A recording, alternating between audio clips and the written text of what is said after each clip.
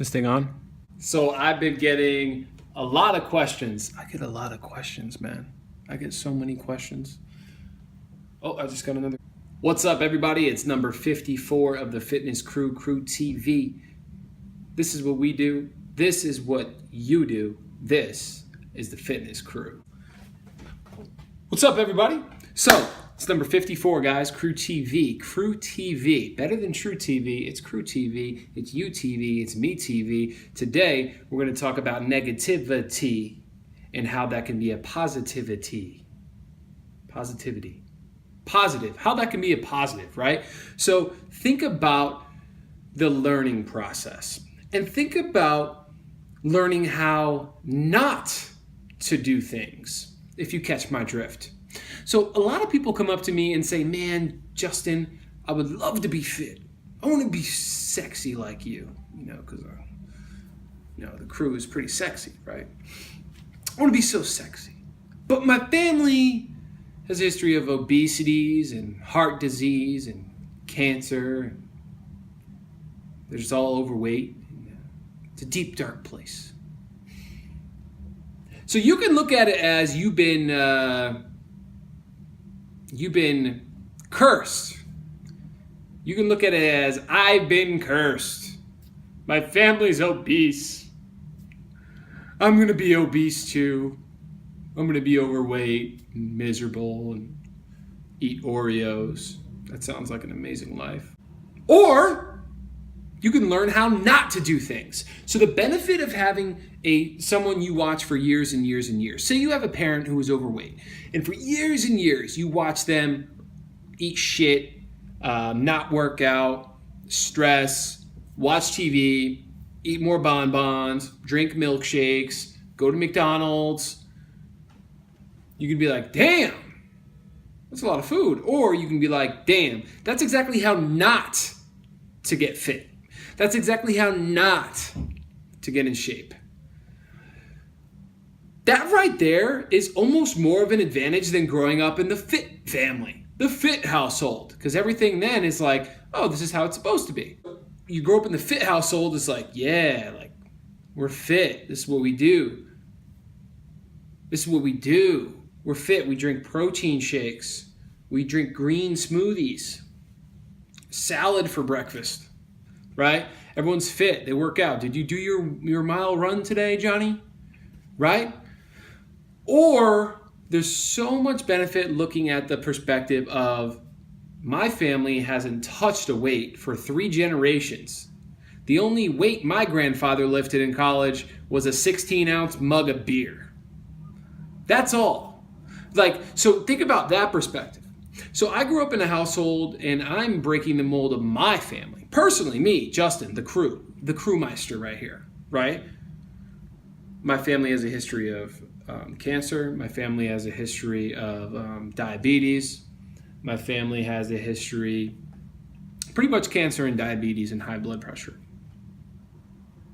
I've learned how to be healthy by watching people in my family not be healthy. I've learned how to live a longer life by watching people in my family die a short life. I took everything they did and did exactly the opposite. With that being said, I'm very structured in my process of working out. I'm very scientific in my ways of training and eating and nutrition, and very dialed in, very focused, very structured, very dotting my I's, crossing my T's, dialed in, focused. You have to be, okay? Now, I grew up in a small town community. I grew up in a community that was known to be blue collar, hardworking, etc. When I got to college, I wanted to be a badass. I was a football player. I hung out. I was in the tri-state. Most of my teammates were from the Bronx, North Jersey, Southern Connecticut, like New Haven area, Bridgeport, hard-hitting cities, right? And I'm a little guy from a small town, farm town in Eastern Connecticut where, I'm like one of the only white dudes on the team, right? So I knew I was a badass because that's just who I am. But my point is that I started hanging around the wrong people. And I started hanging around the wrong people in other people's eyes as well. And what happened was my GPA was like, one semester it was non-existent, right? I failed some classes, I had some D's, I wasn't focused, I was hanging around the wrong people, right? So I learned that semester exactly who not to hang around with, who not to be like in order to get a good GPA, in order to graduate college, in order to be eligible to play football. And that's what I had to do.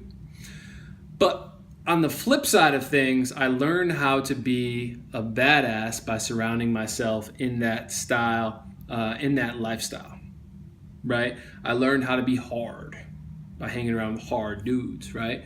Now, here's the thing. When you're taking this as a learning experience, you learn and then you move on. You learn and you move on. So you have to learn it and then you have to apply it. And in this case, we're unlearning. We're seeing the wrong way of doing things.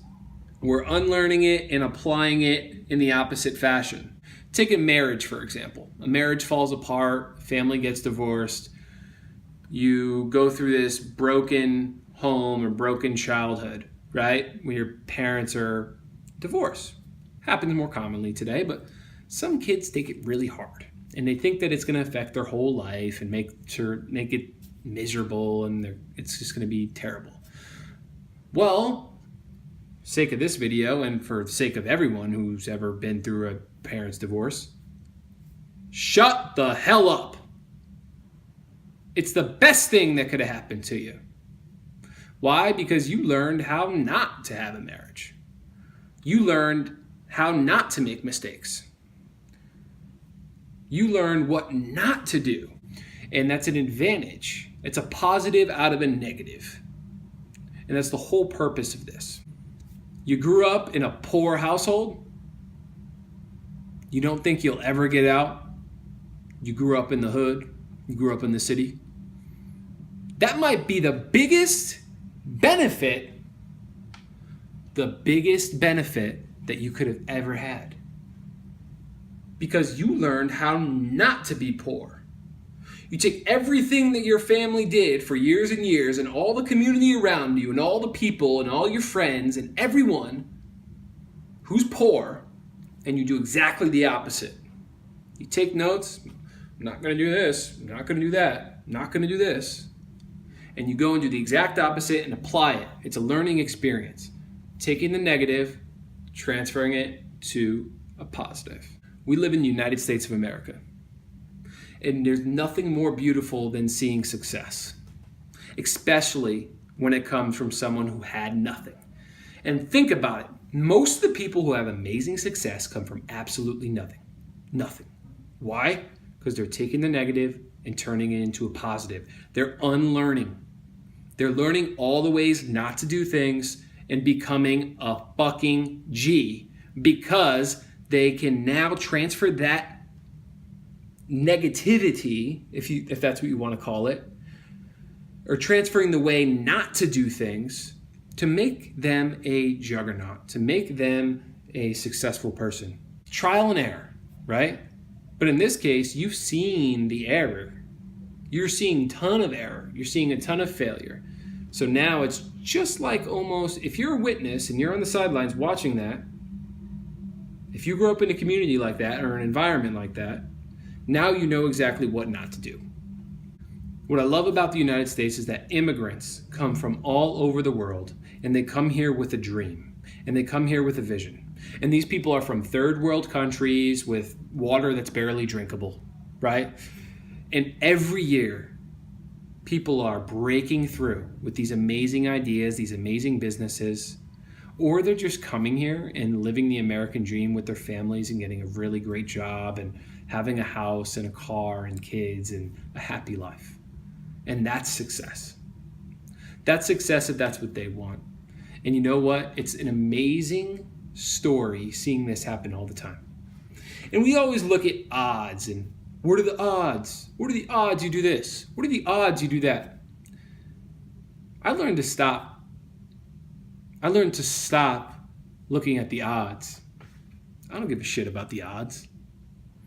Because every year, every day, the odds are broken. Every year, there's someone who gets paralyzed, and the doctor tells them they'll never be able to walk again. And then they end up walking a year or two down the line, or a couple years down the line. Every year, teams in sports are said, there's no way this team can beat them. The experts say the odds are completely out of favor. And every year, there's a huge upset. A 16 seed beats the 1 seed, right? Screw the odds. They don't mean shit. Every negative you have in life, every negative experience is a positive. If you're from a bad city, if you're from a rough family, if you're from the hood, if you had a bad job, or if you hung in the wrong crowd, if you hung out with the wrong crowd, if you went through a bad relationship, if you witnessed a bad relationship, it's all an advantage to you. This has to be your foundation, and keeping that mind positive. Because the one thing that's going to fault you, the one thing that's going to force you to struggle is stress and negative thoughts. So, my friends, I hope you enjoyed this episode. Make sure you like, share, subscribe right there. This is the crew. This is what we do. This is what you do. This is what everybody does, baby. Episode 54 in the books. Peace.